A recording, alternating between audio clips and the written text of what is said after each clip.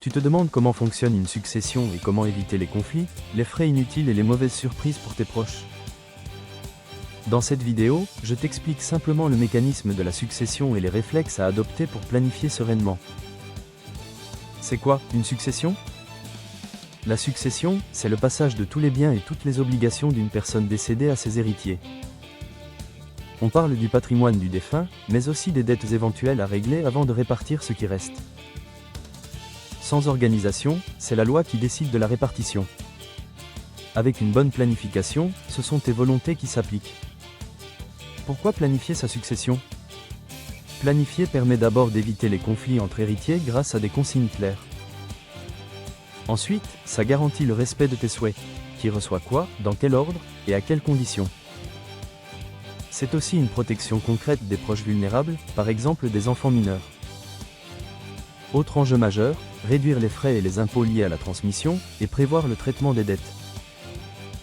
Enfin, si tu as une entreprise, la planification sécurise la continuité de l'activité. Les étapes clés pour organiser sa succession: rédiger un testament. Tu listes tes biens, tu choisis tes bénéficiaires, tu précises la répartition et tu fais valider le document selon les formes prévues par le droit français. Le testament devient la feuille de route de la succession. Désigner des bénéficiaires hors testament. Certains actifs se transmettent par clause bénéficiaire dédiée, par exemple une assurance vie ou certains comptes. Assure-toi que ces clauses sont à jour et cohérentes avec tes volontés.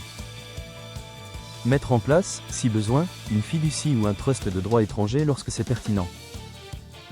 L'idée, confier des actifs à un fiduciaire pour les gérer au bénéfice de personnes désignées, avec des règles précises dans le temps.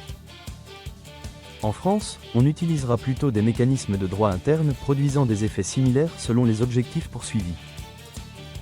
Nommer un exécuteur testamentaire. C'est la personne ou l'institution qui veille à l'application de tes volontés, au règlement des dettes et à la distribution conforme des biens. Prévoir un tuteur pour les enfants mineurs. S'il n'existe pas de désignation, le juge des tutelles tranchera. Anticiper, c'est protéger tes enfants et éviter des situations délicates. Préserver la valeur des actifs. Inventorier, entretenir, assurer, et, si nécessaire, arbitrer les placements pour conserver la valeur dans le temps.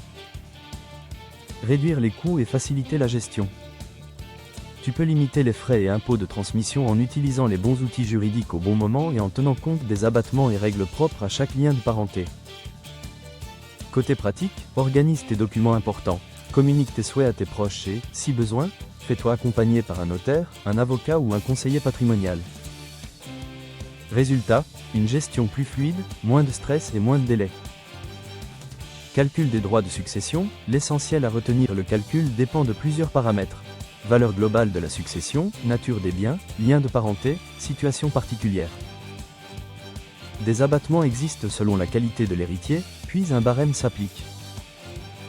L'idée n'est pas de faire le calcul de tête, mais de comprendre que la préparation en amont et la bonne utilisation des dispositifs de transmission peuvent faire une vraie différence sur le montant final.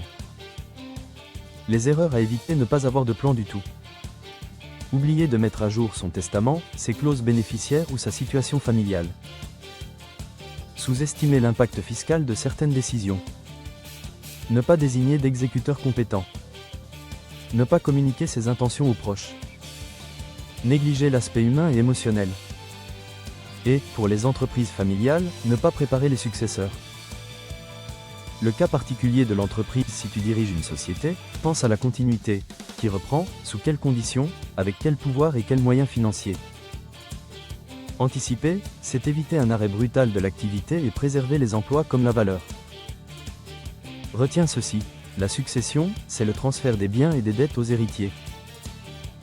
La planification te permet d'imposer tes volontés, de protéger tes proches et de réduire les coûts.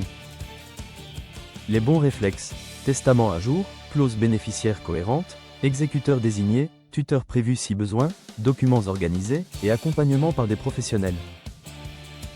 Tu veux maîtriser ces notions pour ton BTS Assurance et être à l'aise sur les cas pratiques de transmission et de protection des proches?